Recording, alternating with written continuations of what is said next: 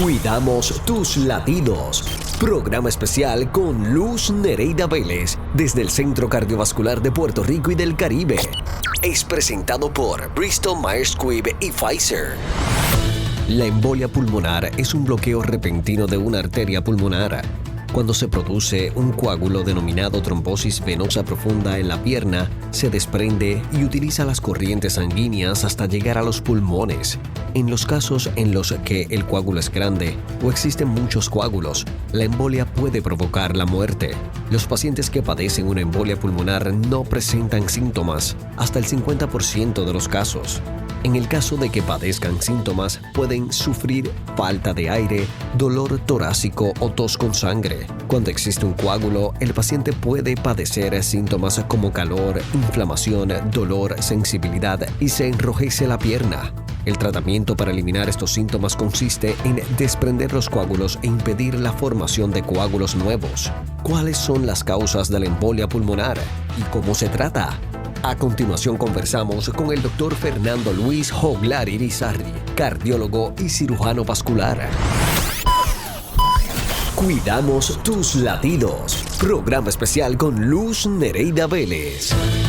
Y continuamos aquí dialogando con el Dr. Joglar Irizarry. Ahora vamos a tocar el tema de los edemas, o de la embolia, mejor dicho, pulmonar. Siempre que uno escuchaba cuando era niño esta palabra, tenía como, ¿verdad?, ese significado o sinónimo a muerte. ¿Qué es una embolia pulmonar, doctor? Luz Nereida, una embolia pulmonar estamos hablando de coágulos en las venas, cuando un coágulo de una vena se desprende, sigue por la circulación venosa, llega al corazón y del corazón va a la arteria pulmonar. Es la arteria que va hacia los pulmones para que la sangre reciba oxígeno de los pulmones.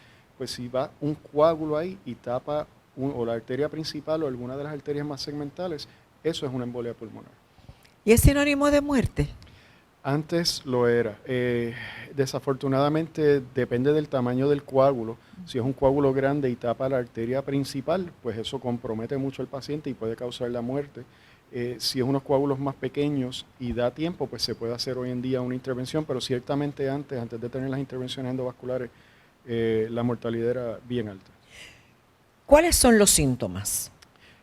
Hay pacientes que no tienen síntomas, eso lo hemos visto, pero si tiene síntomas, usualmente el paciente se queja súbitamente de falta de aire, dificultad para respirar o dolor de pecho. O sea, que muchas veces ese dolor de pecho puede confundirse quizás con un evento cardiovascular, pero me imaginé que esa fatiga iba a venir y que a lo mejor esa falta de poder respirar o respirar adecuadamente. Correcto, sí, al pulmón, al tener ese bloqueo, esa obstrucción y la sangre no se puede oxigenar, pues el paciente va a desarrollar falta de aire. Si uno lo tuviera monitorizado va a ver que la saturación baja, todo eso, pero correcto. Y como puede ser el dolor de pecho, a veces tos con sangrado, ¿verdad?, cuando sea algo más masivo. Pero sí, el dolor de pecho, cuando llega un paciente con esto, con un cambio súbito agudo, se puede confundir con otra cosa y es importante hacer las pruebas necesarias. ¿Debe ir a una sala de emergencia con esos síntomas? Sí, si tiene esos síntomas debe ir a la sala de emergencia con premura.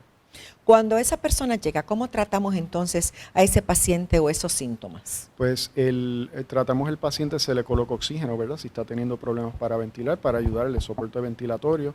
Hay veces que el paciente no puede respirar y tenemos que entonces hacer una intubación endotraqueal, ¿verdad?, para ayudarlo con la ventilación.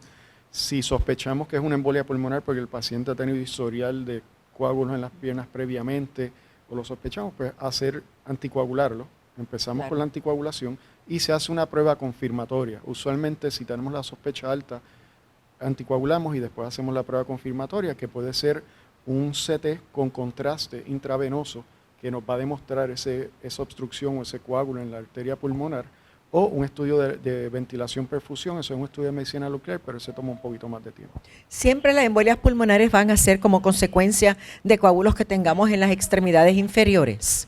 Usualmente es una consecuencia de un coágulo en alguna vena que puede ser de la extremidad inferior, puede ser de la pelvis, rara vez es de las extremidades superiores, se puede ver, pero eso es como un 6-8% de los casos, es muy bajito. Pero sí, es un coágulo que se formó en algún sitio y vino a parar en el corazón y después en la arteria pulmonar. ¿Hay algunos riesgos que podamos tener que aumenten quizás esa posibilidad de que algunas personas estén más propensas a tener embolias pulmonares? Sí, como hablamos previamente, los mismos factores de riesgo de los pacientes que tienen para desarrollar trombosis venosa profunda son los mismos factores de riesgo.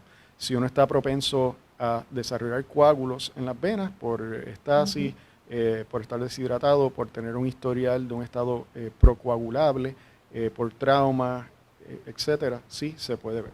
O sea que aquellos que tienen ese riesgo de las trombosis venosas profundas son personas que tienen que estar vigilantes porque están propensos a tener embolias pulmonares. Eso es, como le dicen, ese es el cuco. Eso es lo que nos preocupa de esos coágulos de las venas, porque lo que hablamos previamente de insuficiencia venosa, pues eso no mata a nadie. Pero una embolia pulmonar sí tiene una mortalidad asociada, así que lo que nos preocupa de un DVT, la razón que los tratamos, los anticoagulamos, es para prevenir una embolia pulmonar. Cuando esos pacientes llegan, por ejemplo, a esas salas de emergencia con los síntomas que usted mencionó, ¿cómo entonces nosotros diagnosticamos esa embolia pulmonar? Pues eso es bien importante, que el médico que esté viendo al paciente pues tenga un alto índice de sospecha, haga los estudios apropiados, ¿verdad? Haga los factores de coagulación, haga el CT de pecho si se está pensando en una embolia pulmonar para hacer el diagnóstico, y si se hace y se confirma el diagnóstico, comenzar un manejo.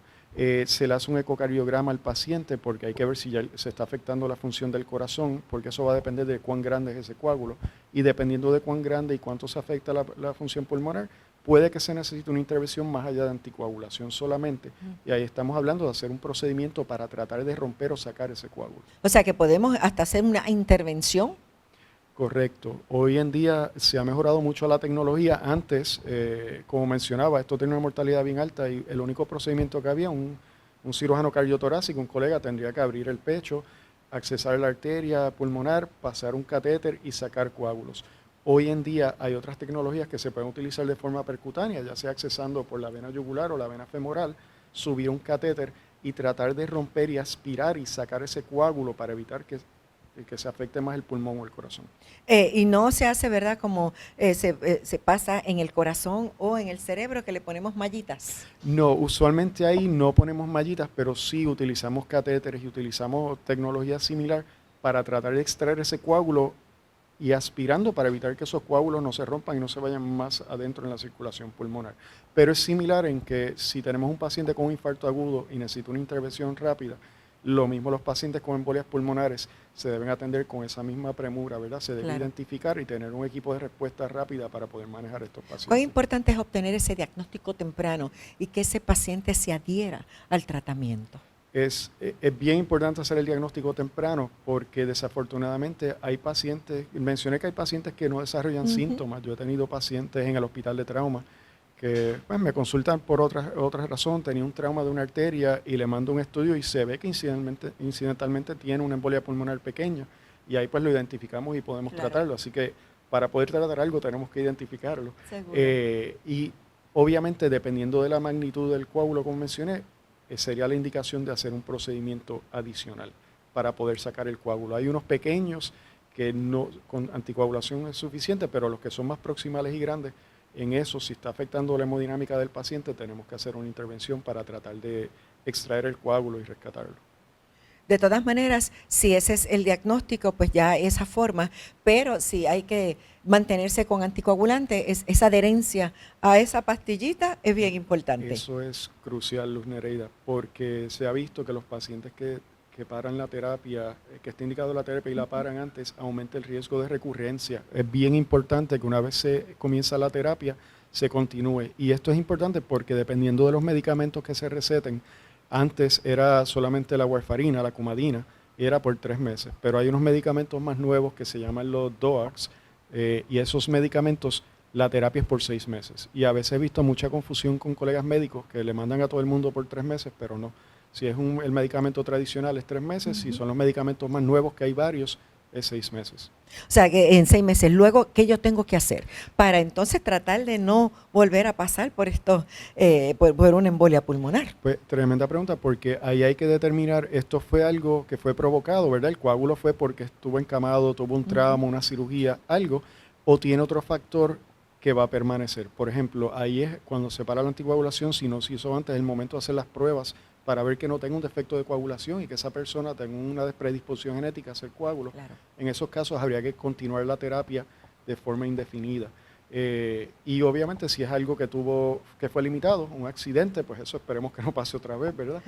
Si es una cirugía, pues tomar las precauciones, y si tiene que operarse otra vez esa persona, pues entonces tomar las precauciones, darle la anticoagulación, usar las medias, etcétera, para disminuir ese riesgo durante esa segunda intervención. O sea que hay formas, mire, de uno cuidarse, siempre pendiente, ¿verdad?, de sus visitas médicas y de ese doctor, sobre todo de su cardiólogo, que es la persona que debe ser su médico de cabecera para que entonces lo dirija hacia el subespecialista si es necesario. Le agradezco al doctor Fernando Luis Joglar Irizarry haberme acompañado este ratito. Gracias por toda esta valiosa información. Gracias, Luz Nereida. Nosotros nos vamos a la pausa. Cuidamos tus latidos. Programa especial con Luz Nereida Vélez desde el Centro Cardiovascular de Puerto Rico y del Caribe. Es presentado por Bristol Myers Squibb y Pfizer. El diagnóstico de la trombosis venosa profunda y la embolia pulmonar requiere pruebas especiales que solo un médico puede realizar. Esta es la razón por la cual es importante que busque atención médica si experimenta alguno de los síntomas de estas afecciones. Para el tratamiento de la embolia pulmonar se necesita atención médica inmediata. En los casos de embolia pulmonar grave que ponga la vida en peligro, hay medicamentos llamados trombolíticos que pueden disolver el coágulo. Se pueden recetar otros medicamentos llamados anticoagulantes para prevenir la formación de coágulos futuros. Es posible que algunas personas necesiten estar medicadas a largo plazo para prevenir coágulos en el futuro. Cuidamos tus latidos. Programa especial con Luz Nereida Vélez. Regresamos en breve.